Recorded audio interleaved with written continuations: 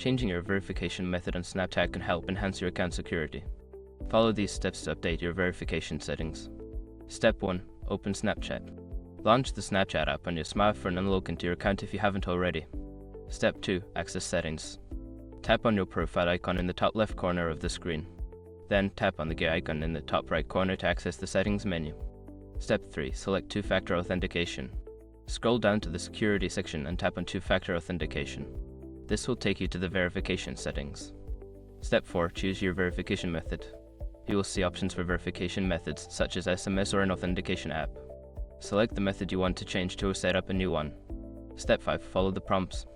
Follow the on-screen instructions to complete the setup for your new verification method.